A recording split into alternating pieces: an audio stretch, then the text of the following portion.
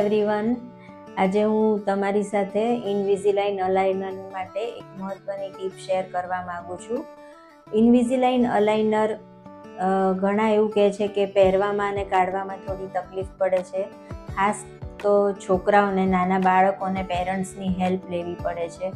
એનું કારણ એ છે કે સલાઈવા વધારે હોય છે, મોઢું ભીનું હોય છે, તો અલાઇનર કાઢતા સ્લીપ થઈ જાય છે. પહેરવામાં ખાસ નથી વાંધો આવતો, પણ કાઢતા સ્લીપ થઈ જાય છે. તો એમાં શું કરવાનું કે ફિંગર ટિપ્સ લેવાની અને વારાફરતી અંદરની સાઈડથી બંને બાજુથી લિફ્ટ કરી અલાઇનરને પછી એકસાથે પાછળથી આગળ આવી અને ધીમેકથી કાઢવાનું. નહીંતર ઘણી વખત અલાઇનર બેન્ડ થઈ જવાની શક્યતા રહે છે. એવી જ રીતે નીચેનામાં થંબનો ઉપયોગ કરવાનો.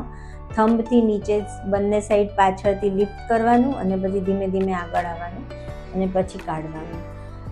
બીજી વસ્તુ કે જ્યારે તમે સવારે ઉઠો ત્યારે અલાઇનર એકદમ જ ફિક્સ થઈ ગયા હોય છે મોઢામાં, તો એને માટે ગાર્ગલ કરવાના વોર્મ વોટરના.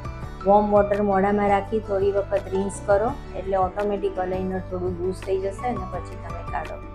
થર્ડ વસ્તુ કે અલાઇનર જે છે એને તમે ભીના હાથથી ન કાઢો ક્યારેય. તમારા હાથ એકદમ કોરા કરી નાખો અને પછી અલાઇનરને કાઢવાનો ટ્રાય કરો. ઓર એક મહત્ત્વનું છે કે જે એક ઇન્સ્ટ્રુમેન્ટ્સ આવે છે અલાઇનરને કાઢવાનું. ઉપરનું આવી રીતે પેલેટલી લિફ્ટ કરવાનું અને નીચેના અલાઇનરને આવી રીતે બહારની સાઈડથી ઉપર લિફ્ટ કરવાનું. એનો ઉપયોગ પણ તમે કરી શકો છો, એ પણ સારું હેલ્પ કરે છે. આ રીતે 3-4 મહત્ત્વના જે પોઈન્ટ છે જે તમને અલાઇનર કાઢવામાં અને પહેરવામાં હેલ્પ કરશે. સ્પેશિયલી છોકરાઓને સ્કૂલમાં અને જ્યારે ફંક્શનમાં કે એટેન્ડ કરવા ગયા હોય ત્યારે આપણે કાઢવાની જરૂર પડે, લંચ કે ડિનર કરતી વખતે, ત્યારે બીજાના દેખતા સંકોચ ન થાય અને તમે ઝડપથી કાઢીને પહેરી શકો.